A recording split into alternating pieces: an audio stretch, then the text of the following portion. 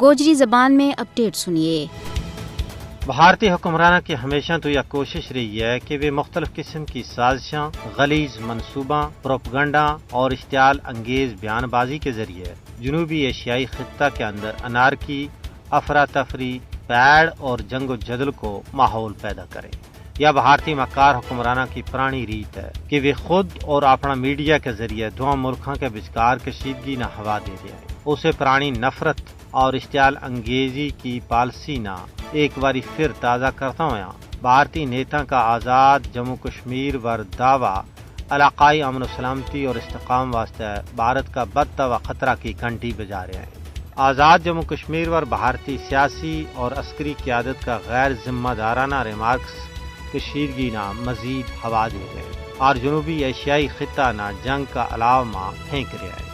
لیکن کشمیر کی سیاسی صورتحال پر ڈونگی نظر رکھنے والا ماہرین اور تجزیہ نگاراں کو کہنا ہے کہ ہندوتوا لیڈراں کا جھوٹا دعویٰ مقبوضہ ریاست جموں کشمیر کا تاریخی حقائق یا قانونی حیثیت نہ کسی بھی صورت میں تبدیل نہیں کر سکتا۔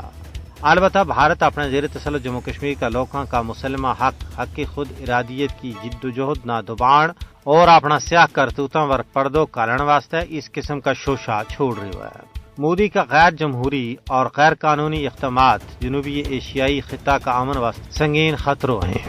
بھارت کی ہر درمی جنوبی ایشیا میں طویل مدتی عدم استحکام پیدا کر رہی ہے، جبکہ مودی حکومت نے یہ گل ذہن نشین کر لینی چاہیے کہ جنوبی ایشیا میں امن کی چابی تنازع کشمیر کا منصفانہ حل میں مضمر ہے۔ آج تک پاکستان کی طرف امن و استحکام کی کوششوں بھی بھارت نے کوئی اہمیت نہیں دیتی، جس کی وجہ نال پاک بھارت کے بچکار بھی تلخی میں بادو ہو رہی ہے۔ یہ بین الاقوامی برادری کی ذمہ داری ہے کہ وہ خطہ میں پائیدار امن واسطے بھارت نہ اشتعال انگیزی تو روکے۔